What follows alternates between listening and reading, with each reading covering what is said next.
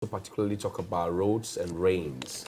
And we do know that yesterday, for example, at the Abosoka and Pamprom area, some portion that I grew up, I remember that sometime in 2000, was it 9 or so, yeah, Professor Mills' time, the road was literally ripped off.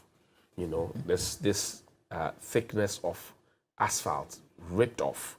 Yesterday, it repeated itself, except to say that this time it's not as thick as this, what construction pioneers did back in the 90s, which I witnessed as well. It's just like this. So it means that we are shortchanging ourselves. Obroni did this for us. We are doing this anyway. Eche? I wanted to add a bit to what my brother said. Quickly, so we move on. Yes, John, what's our identity as Africans apart from color? Even our architecture, the things that he spoke about, we're losing it. Look, you travel and you get to Italy, you see Italian architecture. Right. You go to Spain, Portugal, you have Spanish architecture, Portuguese architecture. We have English architecture. Now we are having American architecture. We have Chinese architecture. The Chinese travel everywhere with their architecture and their food. Right. We don't. They even travel with their language. A Chinese man will come to you and will never learn your language. He will maintain his language. We don't. We are magicians. So we are losing a lot of things that make us Africans. Save our color. You come to Africa. No, you can't be sure about the color because now we're bleaching too. We're bleaching. I agree we're with bleaching. You. We're wearing there are bone variations. straight, bone straight. Okay, save our nose shape. Save the shape of our nose. Right. We are borrowing everything. We are introducing Chinese architecture, Italian architecture, Spanish architecture, English architecture, Japanese architecture. What is the African architecture? Big question. But we have our architecture. Big question. What is it? Big question. Colonization is impacted. Our accent there. Yes. Our accent is also part. Anyway, let's move ahead. H, let me begin this conversation with you. The rains, each time they come up, it affects our roads. Yes. I had cause to this morning talk about silting of the Odo. We've spent 450 million already. Yeah. Yesterday, I visited the Okwegono area. Yes. The road has not been done. The gutters have been done. What it means is that once water hits it, some seeps in, but the rest runs off. It gets into the gutter with the sand, straight into the Odo. Yeah. So we are digging, but we are still feeding it. Yeah. But generally, it affects, each time it rains, you find roads destroyed. Is it a question of doing a shoddy work? Is it a question of lack of maintenance? Or is it a question of just negligence and allowing things to go haywire? It's a question of prioritization. Because I recall Atachia, when he was minister, and during the first term of the Works and House. Yes. He asked that we needed the equivalent of $200 million to deal with the drainage systems in metropolitan Accra. Right. And that was the time that there was heavy flooding. I think 2017 or 18. 2017. In fact, 17 million had been spent already. Okay. And then he asked for 200 million. Good. So between 2018 and 2022, what have we done as a people? Dealing with the drain system of Accra alone. Not even peripheral Accra, but metropolitan Accra. That is recipient of all the runoff from the periphery. We haven't done much. We are slow in starting projects and very slow in completing them. That's the problem. So if you are desilting, what have we desilted to spend in excess of 420 million? It's easy for us to compute how much we spent. But what about in respect of the job that we have done? Because the effect of spending $420 million in dealing million Ghana cedis in desilting the major drains of Accra shouldn't give us the effect of excessive flooding. So that is my problem. Then two, our roads. Again, I would say that we are slow in starting them and very slow in completing them. Because we do so many things at the same time and we are unable to complete major arterial roads to serve the people.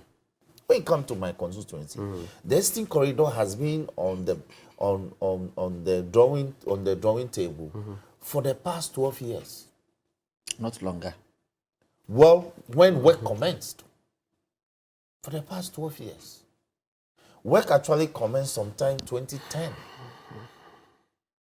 But it was so slow, after 6 years, we couldn't do much. We did portions, but because when we speak of the Eastern Corridor, it is a 550-kilometer stretch. In 6 years, we couldn't do the entire stretch. This government has also spent about 5 to 6 years. They haven't done much. So when the rains come, they affect the work that is ongoing.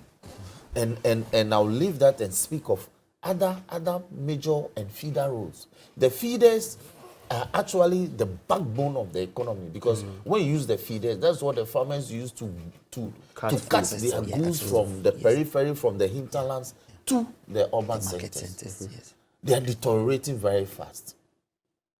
Those days, when you grade a road, it could take like 2-3 years before it deteriorates. These days, our contractors are not rehabilitating roads properly. They cut the road, in 6 months, it deteriorates. Worse is those that the local, some of them that they ask that they should apply bitumen surfacing. Sapiti. Yes. Look, in my constituency, when you can enter my constituency, that's the Kpali Tongo area, through Enumbusu. Kasajan did the road before I was born. And that road lasted until about last 2 years, when that stretch had been awarded to Reliance to rehabilitate it. So that road lasted nearly 40 plus years. Same with the Kaneshi Widiba Highway. Thank you. CP. Kasajan. WF did a road from Dabala to Keta. They completed the road before I left secondary school. They completed that road in 1991.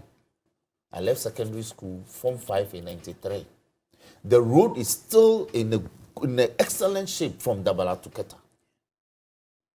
They said it will have about 25-year lifespan. Right. That road will live for another 25 years. So a road that the Germans did and said they will have 25-year period will give you about 50 years period. J.J. Rawlings did Afienya to Akosombo, 76 kilometers. It was commissioned in 1998.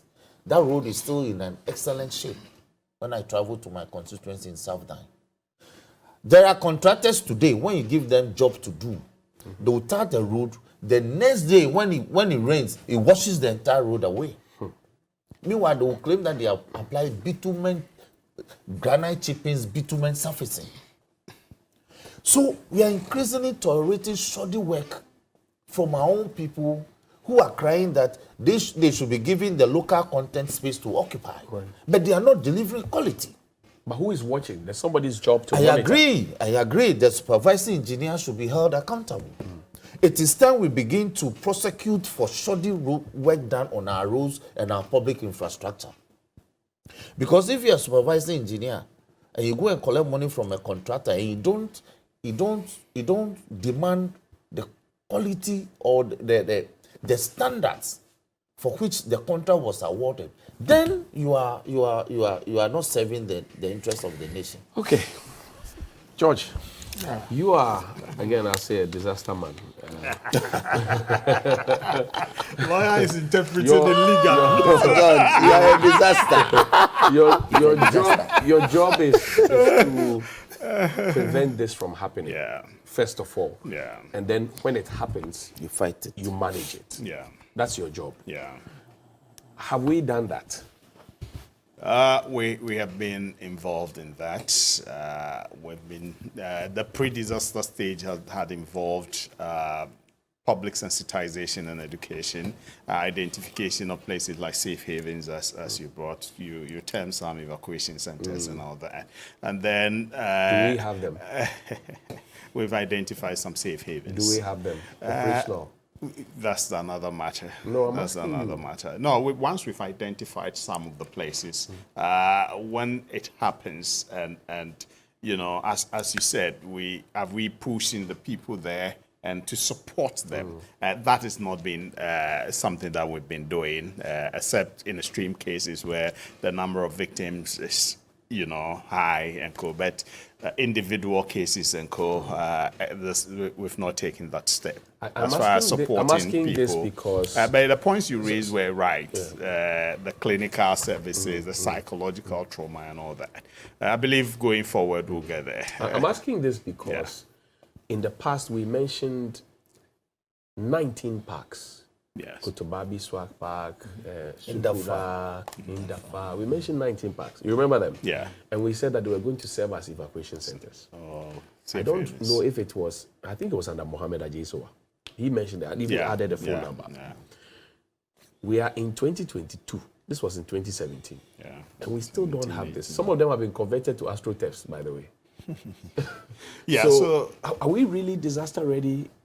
You lose 24 hours, 48 hours of sleep, you are in trauma. Yeah. This includes children. Very, very. And even all of us, for 3 days, from that day that it was raining, the night till morning, till, you cannot sleep. And so it's worrying and affecting all of us. So yes, we are managing it, desilting, dredging and all that, construction of culverts and all. The 450 million, the minister said, involves deep dredging and all that, construction of some drains in Kumasi, in Tamale, in Accra itself and all. And then the underground, we have underground tunnel from Dakuma down. It's before that, right? Yeah, it's two huge drains. And the challenge last time we met the DC and co, when they did the scooping of the places, deep freezers and refrigerators and co are found in there. Okay, so it's something that we need to sustain as disaster managers.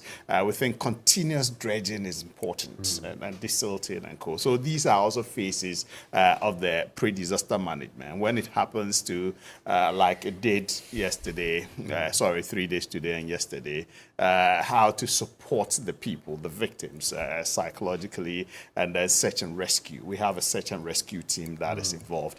In fact, yesterday, our men were very busy, very busy. But beyond that, you've searched, you've rescued them, brought them to safety.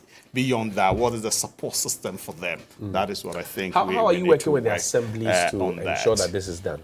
The DCs. Yeah, I've said time without number that per the law, the DCE is the chairman of the District Disaster Management Committee. That's right. And virtually, in fact, they support NADMO, where we don't have vehicles and motorbikes and co. They virtually give us those assistance to carry out our works. But now we are being retooled. You are aware of that. So going forward, we believe with that partnership, we'll be able. Most of the desilting and co is actually done by them.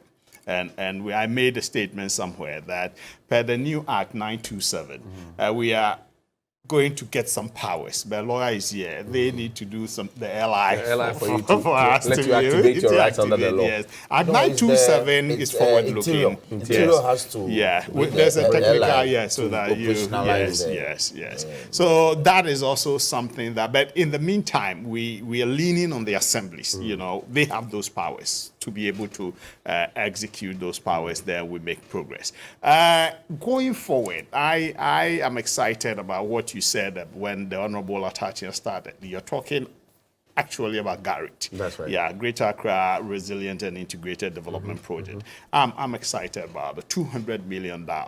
It's still ongoing. You never got it. It's not in yet. In fact, lawyer, last year that consultants came to my organization to engage about 5 directors. In fact, after 2017, since 2017. The man said we need $200 million. Yes, $200 million. But you see, it's good. The program, there's architect. The program is very forward-looking. 17 districts in Greater Accra will be the Garrett project to be affected. Drainage. In fact, I told you about the June 3rd report. Very forward-looking. Tension ponds and all that from up there. In your bite, you said something which touched me. You said, "Is there a day coming that Accra will experience flood without rain? Without rain, it is coming." You get it? And that should send us a signal that we need to take these Gary thing and the June 3rd report seriously and implement them. Government is committed. I am looking forward that by the time, we're giving ourselves maybe up to 2025, these things should see the light of day. If it does, I believe we'll be. We may not take out the flood completely. I was on the program yesterday with a doctor in EPA environmental. He said the flood may not. Stop flying with the money and apply the money. AGL, allow him, please. Yes. So I agree. We are making that stride. Once we've committed for 50 million Ghana cedis, we believe we are ready to commit more to be able to radically touch on the flooding situation. Let me ask you this question. Yeah. So you mentioned, for example, the underground tunnels under the Kaneshi Highway. Or Sajifos thing. Yes. I saw a woman when CP was trying to construct that fell into it. They had to bring an excavator to come and pick it up. I saw it as a boy myself. Yeah, before you go, the road aspect. There's works on that place you're talking about. So it could have affected. I'm coming to my... Okay, you finish. Yeah. In 2009, there were no works on the road, yet it ripped it off. It tells you the magnanimity of... And that was even thicker. And that effect from that time... Yeah, the magnitude of the runoff. Yes. Yeah. Yes. Of the flow, the power of the... Which is why you find deep freezers in the gutter. Now, the Dakuman stretch, the Dakuma Junction stretch, where the Unibank and all of that, is still in a mess. We have still not fixed it. Towards Accra. Yes, we have still not fixed it. I know we did some work around the Accra area. We dug and then the Malam as well, so that could perfect it. But then, don't you think that our lax attitude in trying to desilt the gutters and stop the flooding is ruining the roads that we say we don't have money to construct? It is we don't have money to construct roads. And human attitude is also bad. Well, let's deal with the officialdom first, and then we can talk about but once officialdom is committed some funds to it, up until now, you go to Odo, the dredge masters were virtually stationed there. But that's where the problem is. Yes. That the sand, nobody in Accra carries headpans of sand to go and pour into It's the flood waters that bring them in. So how do we solve it? You're a disaster specialist. How do we solve this at the top? Green plan. I know architects will talk about, but I want to understand what your plan is. What is your plan? Building, these days I put up my house and instead of having the gardens, greeneries and I prefer pavement blocks and all that. But you give the pavement blocks is even better. Tiles. But you give the president a disaster plan, which he launched. A disaster plan after that wager air tremor, which the president launched. Was this captured in it? Oh no! That's the complete plan. The 2019 revised. All are captured. The flood disaster, earthquake disaster, they've all been captured. You get it? So it's about the rollout, and some of them you need to implement these far-reaching, these Gary things. If you don't put them on the ground, it will be challenging. We'll still be managing with desilting and all those things, okay? And as you said, when the flood water concentrate on the road for some time, you see the what we see as Shiashi, I don't know, the engineers, I don't know what, and then police depot, and then the ponding, I don't know why. It's also at the Circle Dubai, even at towards Shangri-La. Yes. So why? We need to work on that so that our roads will be protected and safe. Let me just respond to a few things from George, and I'm sure a few municipal and district chief executives listening to me would agree that I think our assemblies are overtaxed and under-resourced. And I think... Why do you say that? You see, look, I mean, we give them so much responsibility. Their funding never gets there on time. Their hands are tied. We continue to have a lot of centralization, in our policies. As we speak now, Land Use and Spatial Planning Authority and the way the staff are sent to the assemblies is centralized. Fire service and all those things are centralized. So you cannot be controlling from Accra and be expecting them to be doing this work, and then their funds go late, and everybody rushes to MC, rushes to district assembly, municipal There's assembly. even rush to the MPs rather. Yeah, well, I mean, but the district assembly, the MCs and the DCs are those on the ground. Right. So I think it's something that we all need to look at. But don't you think also that, for example, if the president has stuck to his promise that by 2018 we're going to elect our MMDCs by changing Article 2431, amending it, Our brothers did so it. that, No, so no. that, and I'm asking this question because I've seen a certain confusion being bandied around. Yeah. Article 55.3 calls for a referendum. Yes. Okay, demands a referendum That's because you would have to attach politics at the local level. Yeah. Which that frowns upon. Okay. Yes. Article 2431 says the president shall nominate. Yes. And that can be changed in parliament like that. I mean, look, So the think president that- makes a promise. He doesn't keep the promise. We get people in there who are aligned to the party who say yes, Amasa, to the president. And they can't even speak up when their funds delay. That's why we have this problem. No, Don't no, you think? President kept his I think promise. it's He kept bigger his than that. promise. Look, I have written on this issue concerning the election of MMDCs. So it's public information. So But don't you think that let if me- we had, for example, if we had you, who is not a party person there, Yeah. and your funds are not coming, and you have responsibility, don't you think that you will speak up as opposed to having a party person attached who's saying yes, Amasa, who has to be in the good books of the president, not really of the assembly, No, to not retain his necessarily. You see, position? the moment you detach politics from it, detach the funding also from politics. Right. And I'm sure Honorable will understand where I'm coming But from. that's what I'm because saying. That's what I'm saying. Yes, yes. You see, because for instance, if you speak to all the parliamentarians, the parliamentary services board is pushing for isolating their budget and their independence and Right. to be able to develop their own infrastructure. Why, if you start from the issue of making it independent of politics, then what you need to do is to make sure that their funds and their budget is also independent. Right. And then also you need to be able to find out how much of their internally generated funds is retained. I mean, we all know now that the government is thinking of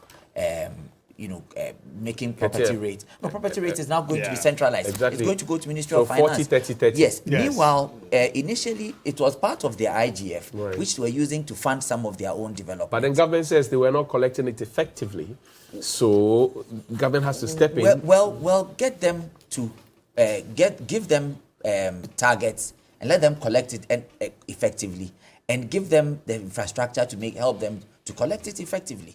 Right, so some of these things, we keep talking about it, but at the end of the day, we just end up overloading them, and the district assemblies and municipal assemblies almost become like magicians. So that is one area. The other thing which I wanted to touch on before I come to the roads issue has to do with the documentation of for instance, flooding or the nature of disaster. You see, our conversations have always been this, and I'm sure if you check any recordings from your studio 2 years ago, 5 years ago, we would have all spoken about the same thing of, disaster management plays, saving people and training. What new should we do as a people, as a government, as citizens, as supervisors? What new should we do? When we have not done what we agreed in the past, why should we do anything well, new? You have a point there, but we need to also beef up because the issues are becoming a bit more scary. Right. So I think we need to look at that. I mean, look, for instance, if you remember the June 3rd disaster, there was a lady who was interviewed who said that she's lived somewhere around Odona, those places, and she's never had any flood water coming in. That's true. And the water actually came all the way to her window level, and they actually had to rip through her roof to take her out of the place. So what it simply means is that the flood water levels is gradually getting higher. So here is the thing. Where we are building, what is happening to those areas where we are doing our structures? I mean, let's take just the Odor trajectory, right? And let's start from an area like maybe Legon Kwabena. ECG. Even No, let's just start with Legon ECG because Okay. I mean Kwabena and those areas, so they have their own flooding towards Oyibi and those areas. They have their own So flooding. we'll pick it from there. Let's take from Legon. Now I did this analysis some time back on TV. That if you do the slope analysis, the velocity of movement of stormwater Is reducing. is faster in those areas Yes. because it is hilly.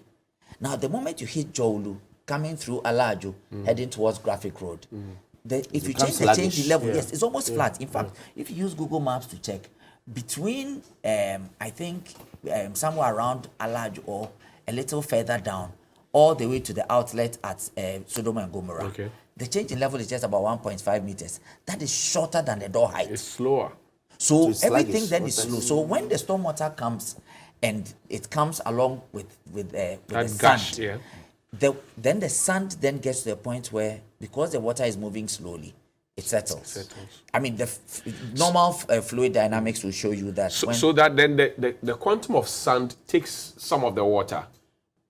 Is that no, what it you're takes saying? the gradient away. It takes, okay. Not So necessarily. the You speed see- doesn't you see, Yes. flow again. So it has when, to when spread. fluid moves faster, because of the speed, it's able to carry larger diameter particles. Right. So yes, but the moment you get to a place where it is slower, drops. the particles Starts will, yes, so it will drop. Okay. So then it means that our sand, our areas where we have exposed sand, where the stormwater is collected, needs to be dealt with. Are you suggesting that if we, for example, asphalt all our roads, we won't have this? No, if we do greens Okay. first, because you need those obstructions. Okay. The second thing is that in terms But of our whose road whose design, job is that?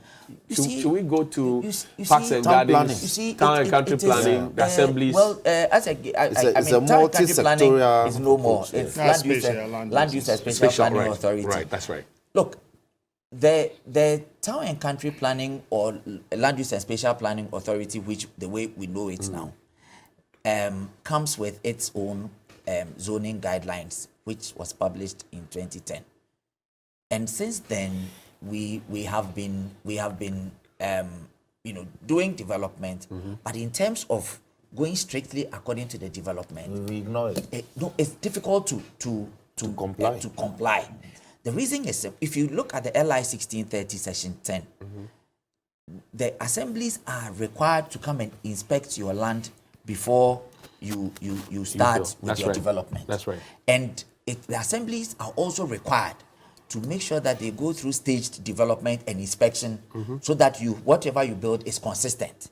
Now, if you look at the sheer number of buildings coming up and the sprawl, I mean, if these development control officers have to do that, they wouldn't do any other work. So, I mean, the Ghana Institute of Architects, engineers, and planners have always mooted for where that we could even complement the role of the assemblies to be able to find ways of doing better development control. So that is one. The other thing which we worry about is that the personal thing, your own values. That why would you want landscaping? And look, I mean, let's face it, it is very expensive to maintain gardens. That's right. So there's something which you said in your opening statement, which I was very happy with. And it's done in most urban areas around the world. If I have landscape environment and I'm taking care of it, let me pay lesser property rates, Right. so that it becomes an encouragement for me people. to yes As for, an for whoever incentive, yes for people to have That's lot Johnny's more bite. landscape. Yes, you see, so these are all things that we need to look at in terms of development. Should the assemblies be re-looking at their bylaws? Because they take the strength from the bylaws. Yes, you see, that's also So if the bylaws are old, There are some in lot of laws. 1995. There are a lot of laws already guiding this. Okay.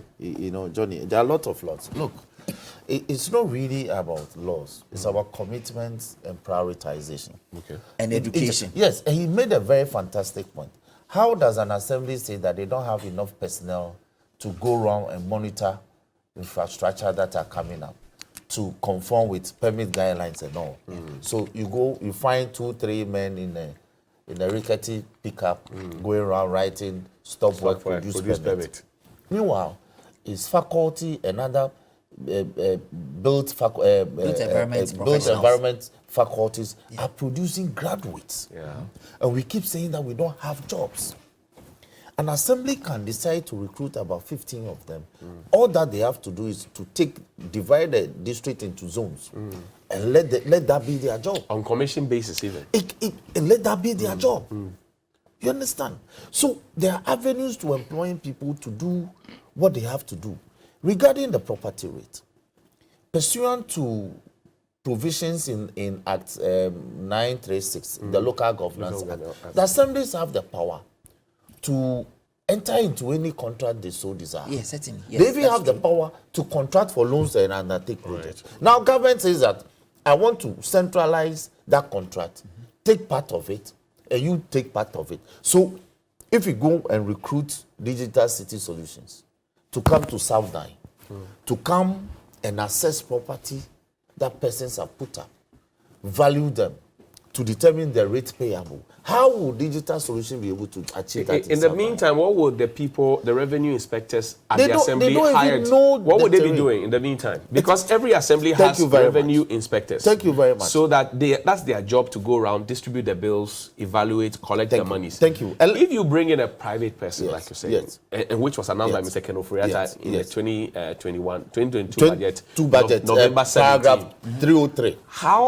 What job would they be doing? And will we still be paying them?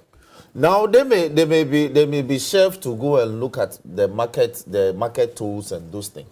You understand? But the other point I want to make is that in the data building process, the two must work together. No, you brought a private person. You get it. The private person is doing that based on commission and fees. Yes. Yes, so but why in would the you initial use stages to GOG build the data, staff? you need to get them. No, to why work would in you harmony. use GOG staff? So that will bring efficiency to I bear. don't get If it it can bring efficiency. Okay, one at a time, please. And let me add this. Quickly. There's a model in place which we are checking. As a member of the public accounts, we just had a 6-week national zonal hearings. And the model is creating problems for the assemblies. What is this model? It is asking contracting Zoom Lion in Accra to do things for the assembly in the regions and in the districts. In a lot of the places, they don't even have an idea about the contract. They are just paying, they are taking the monies at source. Zoom Lion is sending personnel to do the work. They don't even know something, they have no idea about the nature of the sanitation. So they can't even crack the whip. Thank you. So as a public accounts committee, we'll soon be meeting Zoom Lion about it. So government should not foster another model of that nature upon the assemblies. You contract in Accra, and then you ask the people to go and execute the jobs in the district. Let the assemblies have their own negotiations and contract and give them guidelines and standards. Okay, I hear you. But because a chunk of the money, the common fund, is coming from the central government to them, if the assembly is so empowered to generate more revenues, they will be able to. But this is where you are giving. So the assemblies hitherto we're giving a portion of that money to central government and keeping some. Yeah. Now you have brought a quota 40, 30, 30. The private company, and that's why I'm asking the question. We need to really look at our if the assembly already has staff who are qualified, hired, interviewed, trained, they go for year-on-year interviews and they are upgraded. They are qualified enough to go and collect revenue. And you say now you're bringing a private person to come and collect revenue. With no track record. No demonstrable track record. This is a new company. And you're going to give them 30%. And you're going to give them 30% of whatever the assembly collects. I wouldn't agree with you. I have checked. June last year. Honorable, I think that if that is going to bring efficiency to bear, I think the companies would be based on the this individual. Agreement is so unlawful. They'll be based on individual CVs. Yeah. So because if, for instance, as an architect, I decide to form a firm today. Right. I'm forming that firm based on your my experience, and so though the company may be young. So it's what you're saying may be true, and sometimes may not be true. Are you forming the company as a sole proprietor? Well, whatever. If I decide to go the into company must have a demonstrable track record.